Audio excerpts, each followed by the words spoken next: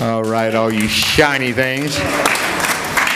Good morning, everybody. I want to welcome you all to our second service. And if you weren't here for the first service, get the CD. He's back and speaking again.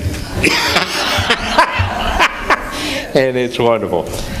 I want to celebrate all of you and to celebrate our ongoing awareness of the truth of our being, which is, I think, the foundation of everything we are, and it's really the title of our topic this morning in our lesson. Did everybody get the handout from Earl Nightingale, The Strangest Secret? If you didn't, raise your hand and they'll give you one. Okay, they're at the door there. Our topic this morning is the realization that we can live in a triumphant way, that we can be the best of ourselves in action and succeed at anything we set our mind to. I was remembering the lesson that Dr. Robert Bitzer, who started this with Dr. Ernest Holmes many years ago, he was sharing with the ministers once that in a conversation he had with Dr. Holmes after coming out to California from Boston. He was at Dr. Holmes' home and they were walking together and talking about what Dr. Holmes conceived and what his visioning was at the time for what he wanted religious science to be. And he looked at Dr. Bitzer and he says, "You know, Bob, it's all consciousness.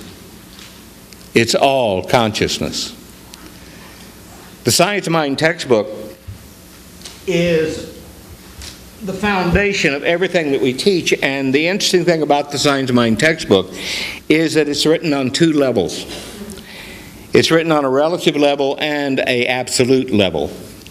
And this is why when you move from the relative to the absolute, in your understanding, and you go back and restudy it again, it becomes a different book. How many have had that experience? Okay. And the reason is your consciousness has changed, because it doesn't tell you, it's not anyway dealing with what to think. It's only showing you how. As you begin to define yourself in a triumphant way, all of a sudden that triumphant way begins to look out of your eyes and see the lessons in here in a different way. See, it's not duality. Everybody say, the relative is the absolute at the level of the relative. See, it's all absolute. There's not God and something else. But what happens to a lot of people who find this teaching is in the beginning stages of it, they try to make it self-motivation. They try to make it positive thinking, and Dr. Holmes said this is not the power of positive thinking, it's the power of affirmative acceptance. And there's a difference. Because if you're only dealing with positive thinking, you're trying to replace a condition with a condition.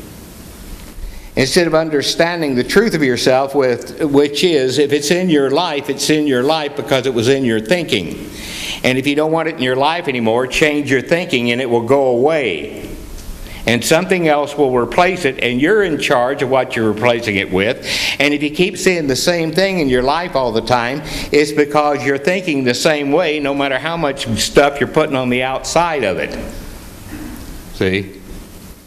How many have done that? You know, you have an old rotten fence and all you do is try to put paint on it to improve it. Okay? And what happens? See? Everybody say, take down the fence and put up a new one. Okay. Well, maybe you need to take down your thinking and put up a new one. To begin new in the now. See, this is the challenge we have. Years and years ago, in 1961, I was just out of submarine service in the Navy. I was just starting my adulthood, really. I was 21 years old. About to turn 22, and I didn't know what was in front of me. What am I going to do and how am I going to do it? And somebody gave me a record to listen to.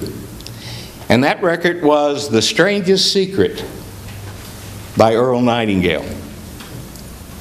The Strangest Secret by Earl Nightingale was the first spoken record to sell over 1 million copies. Now I listened to that record, and I listened to it, and I listened to it, and I listened to it. And over the years I began to listen to it. How many are aware of this?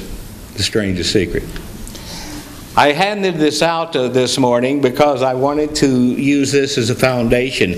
And because we have people watching on YouTube, everybody say, on YouTube, everybody say, "Hi, YouTube." That'll wake them up. Anyhow, and also the CD and wherever else we're doing it. I want you to hear this as I share it with you, and we'll use this as a foundation for the whole lesson this morning. Quoting Earl Nightingale, George Bernard Shaw said, "People are always blaming their circumstances for what they are." I don't believe in circumstances. The people who get on in this world are the people who get up and look for the circumstances they want, and if they can't find them, they make them. Well, it's pretty apparent, isn't it? And every person who discovers this belief for a while that he was the first one to work it out. We become what we think about. Anybody heard that before? Conversely, the person who has no goal, who doesn't know where he's going, and whose thoughts must therefore be thoughts of confusion, anxiety, and worry, his life becomes one of frustration, fear, anxiety, and worry. And if he thinks about nothing, he becomes nothing. How does it work? Why do we become what we think about? Well, I'll tell you how it works. As far as we know, to do this, I want to tell you about a situation that parallels the human mind. Suppose a farmer has some land, and it's good, fertile land. The land gives the farmer a choice. He may plant in the land whatever he chooses. The land doesn't care. It's up to the farmer to make the decision. We're comparing the human mind with the land because the mind, like the land, doesn't care what you plant in it. It will return what you plant, but it doesn't care what you plant. Now, let's say the farmer has two seeds in his hand. One is a seed of corn and the other one is nightshade, a deadly poison. He digs two holes in the earth and he plants both seed one corn, the other nightshade.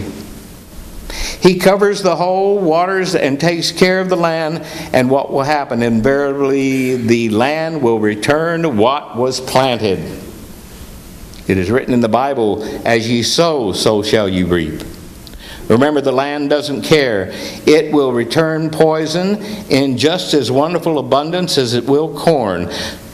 So up comes the two plants, one corn, one poison. The human mind is far more fertile, far more incredible and mysterious than the land. But it works the same way.